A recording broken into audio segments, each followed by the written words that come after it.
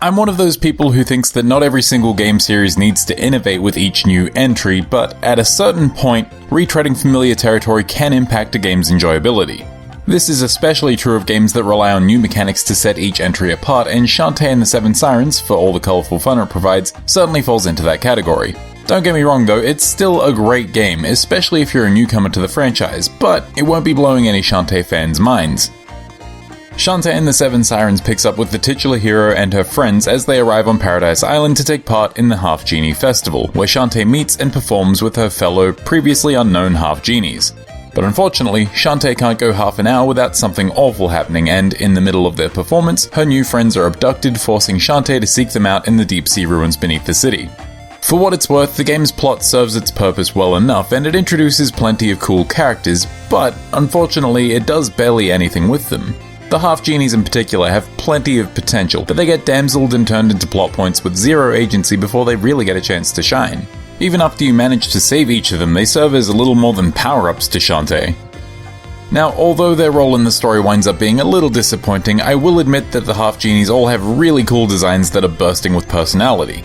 But excellent visuals are nothing new to the Shantae franchise, and Seven Sirens utilizes the same crisp, hand-drawn art style as the previous entry in the series. This colourful art is brought to life with silky smooth animations, and in a first for the series, the game features a handful of eye-catching animated cutscenes. Usually they introduce the game's bosses, and those cutscenes are really cool, but I have a particular affinity for Seven Sirens' opening cinematic, which is accompanied by a super catchy, high-energy theme song sung by the voice of Shantae herself, Christina V. Speaking of, the game's voice acting is solid but sparse. Most of Shantae and the Seven Sirens is communicated through simple text boxes with the odd voice line or bark to spice things up, just like previous games in the series. It's a perfectly functional way of delivering dialogue, but it can get a little annoying if you, like me, tend to read quicker than the game expects you to, causing you to accidentally skip a bunch of voice lines as the game goes on. Minor annoyances aside though, I think the game has some really solid sound design. The snap of Shantae's whip hair is as satisfying as ever, and the chapter clear and key item jingles are pitch perfect. Not to mention that Seven Sirens' chiptune soundtrack is fittingly upbeat and funky, and I constantly found myself subconsciously nodding along to it as I played. Shantae and the Seven Sirens is a remarkably easy game to sort of zone out to, and while a lot of that can be attributed to the infectious music, much of it is thanks to its tried and true platforming action.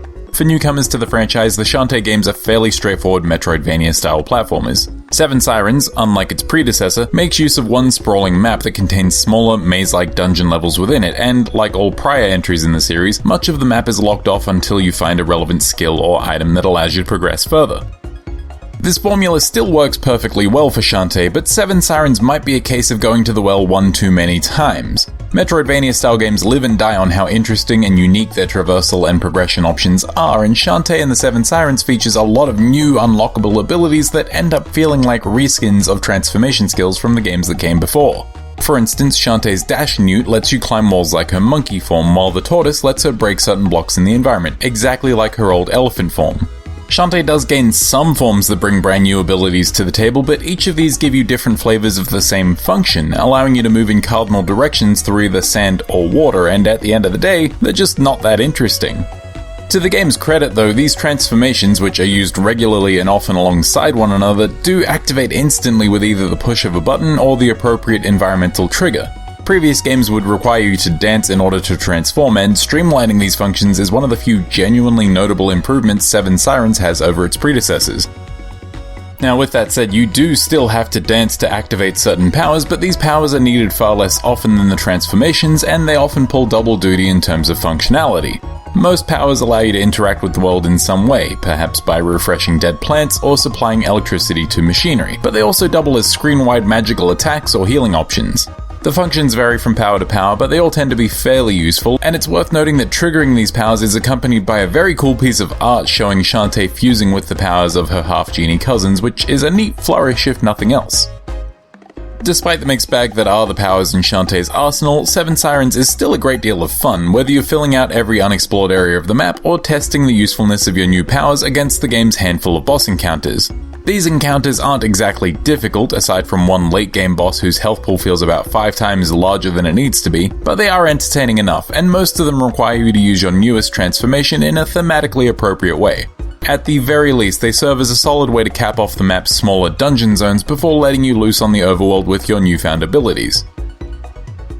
And as with all good Metroid-vanias, exploring every corner of the world is a satisfying experience, especially if you're one of those people that just likes seeing a filled out map screen. If, however, you need a bit more motivation to explore, then the game offers health upgrades and gold nuggets for you to find, the latter of which can in turn be traded for monster cards. These monster cards are another of Seven Sirens' new additions, allowing you to collect cards from fallen monsters to augment your abilities, and they vary in their usefulness. For instance, some cards boost the damage of your basic or magic attacks, while others increase your movement speed, and mixing and matching card combos is a fine way of letting you customize your experience. The cards that require you to trade gold nuggets are easily the best though, so it's definitely worth scouring the map for them. However, if you decide that collecting everything isn't a worthwhile endeavor, then you're likely to find that Shantae and the Seven Sirens offers up a decent single player experience of around 8 to 10 hours. It's not the longest game around, but a lot of its runtime is dependent on exactly how much exploration you want to do, and personally, I was satisfied with my 9-ish hours of play. If you're looking to spend some more time with Shantae though, the game does offer a new game plus mode once you beat it, giving you access to more magic at the cost of taking higher damage, which seems like a fair trade-off, though there's not a huge incentive for you to actually play through it again, unless you like cute character art, I guess, in which case your awfully specific desires have been fulfilled. Good for you. So with all that, Shantae and the Seven Sirens is good. Were this my first Shantae game, I'd be inclined to rate Shantae and the Seven Sirens much more favourably, since there isn't a whole lot that the game does poorly. The worst criticisms I can level at the game are that its load screens are a little too long and most of its abilities are really familiar, but that's it. Shantae and the Seven Sirens is a well-rounded, polished Metroidvania with excellent art and a catchy soundtrack, and for all the nitpicking I've done about repeated abilities, the way the game has streamlined those functions is a small but noticeable improvement. If this is your first Shantae game, and I highly recommend it to you if that's the case, then chances are you'll have a great time, while fans of the series will probably just be stoked to have another great Shantae game to play. Shantae and the Seven Sirens is out on iOS, macOS, PC, PS4, Xbox One, and Nintendo Switch.